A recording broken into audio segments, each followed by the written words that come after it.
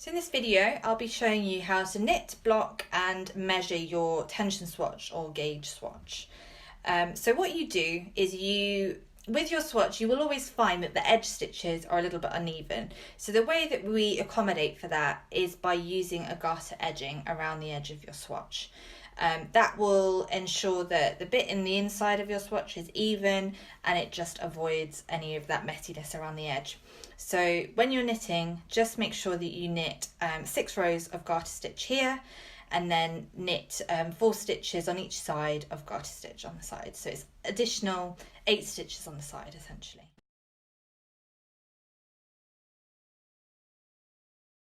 We highly recommend that you take the time to knit a large swatch.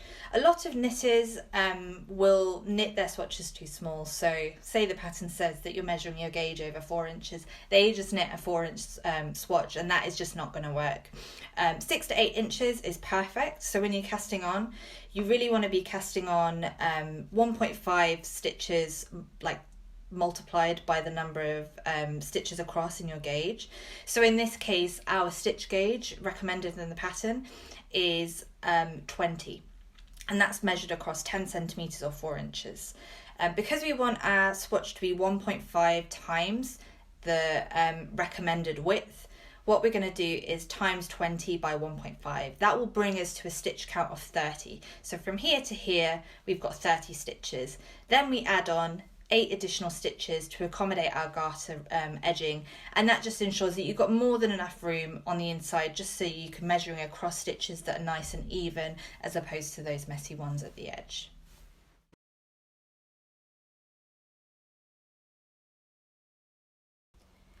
Most knitters will find that their gauge knitting flat differs from their gauge when they're knitting in the round. This is because some people's purl stitches are slightly looser than their knit stitches. So when you're knitting your swatch, really you want to be knitting your swatch in the round too. So in the case of the one sweater, that is a jumper that is knitted in the round. We need to be knitting our swatch in the round. That's why we have this slightly strange looking swatch, which has all these floats at the back. The way that you do that is you're constantly knitting your swatch from the front of the work. You're never actually turning your swatch to knit from the back, and you're just holding these floats at the back so that we'll show you how to do it, but basically you're just knitting from the front the whole time.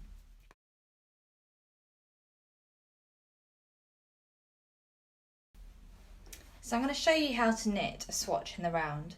You can see here I've just knitted a little bit of garter stitch and I've done that all in the round, and you can see I've got these floats hanging at the back of the swatch. You can see that I've just finished a row, so I've just knitted across these stitches here and my yarn is here. Now ordinarily you turn your work and continue working from that side of the fabric, but because we're knitting in the round, we're not going to do that.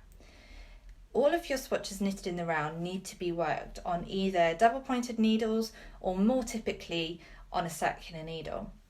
Once you get to the end of your row, you slide your knitting across like this onto the other end of the needle, and we're going to be working with this as our first stitch. But our yarn is still at the other side. So what you need to do is when you're working into that first stitch, you're going to pick up your yarn and just drape it loosely at the back of the work. It doesn't matter if it's very loose, it really just needs to not be tight at all. Do not pull it tight, because what's going to happen is the stitches will bunch on your needle and you're not going to get an even tension. So it's as simple as that. Every single row you're working across, leaving your yarn attached to this end of your work, and then once you're there, you're sliding all of the stitches onto the other side of your needle and continuing to work from the front. So you're never turning your work, you're only sliding the stitches across, and that will create, just like I have on this swatch, a piece of work that has a very messy back, but you will get an accurate tension on the front.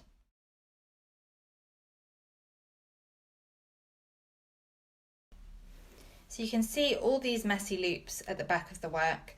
Now before blocking, if you prefer, you can actually snip these loops. So just go through the center and just right in the middle, just snip these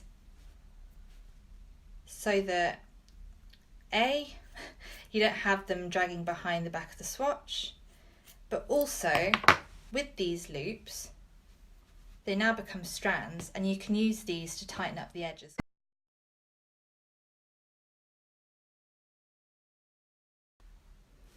Anything that you plan to do to your garment, you should also do to your swatch. So in this case, we're going to be blocking our swatch. This incorporates or makes allowances for any shrinkage in the fabric. It's natural, it always happens. Whenever you immerse a piece of knitting in water, there is going to be a certain amount of shrinkage as the sort of stitches come together. And we want to make sure that our swatch has allowances for that, so that when we're measuring our gauge, we're not getting inaccurate readings.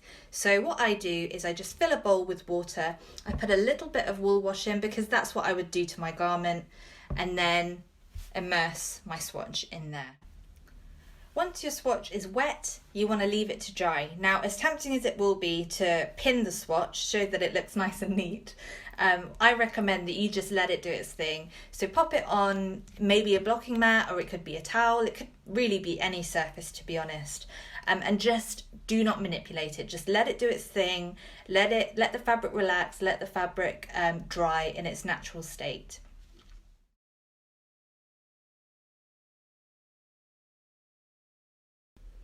So there are multiple ways that you could measure your tension or your gauge. You could use a tool like this. There are ones where they've got like little kind of squares cut out of the middle. You can just lie it on top and count that way.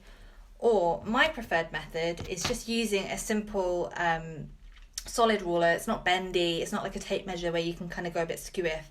Having a solid ruler like this allows you to place it on top of your work, and it's just going to give you a nice accurate reading.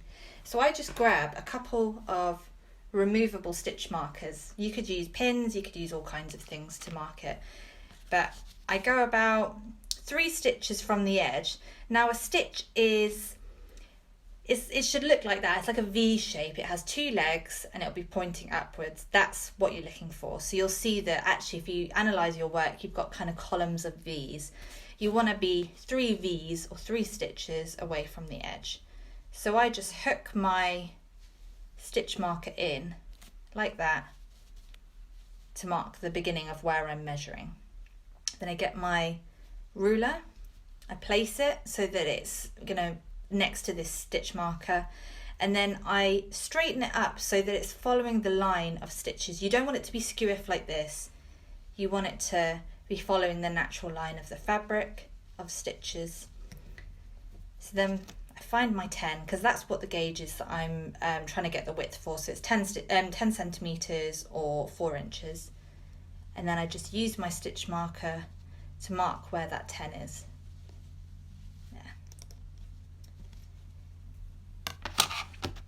So from here, we're just going to be counting how many stitches are in between these 2 markers. You want to be counting full stitches, so the full V's, but also you want to be counting half stitches, because even though half a stitch doesn't seem like much across a whole garment, it actually adds up to a considerable amount. So between here, according to the pattern, we want to be measuring 20 stitches per 10 centimeters. So for row tension, you do pretty much the same thing but vertically. So place your ruler against the piece of fabric, align the edge with the column of stitches, so you don't want it to be going off to the side.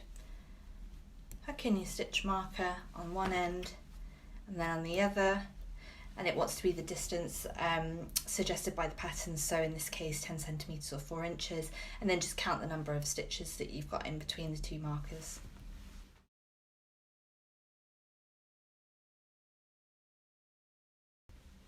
So once you've measured your gauge, you need to check it against the pattern. If it matches the pattern, you're ready to proceed with the rest of the pattern. If you have too many stitches per 10 centimeters or 4 inches, this means that your stitches are too small, so go up a needle size and make a new swatch. If you don't have enough stitches per 10 centimetres or 4 inches, this means that your stitches are too large. So go down a needle size and make a new swatch. The same applies for the rows.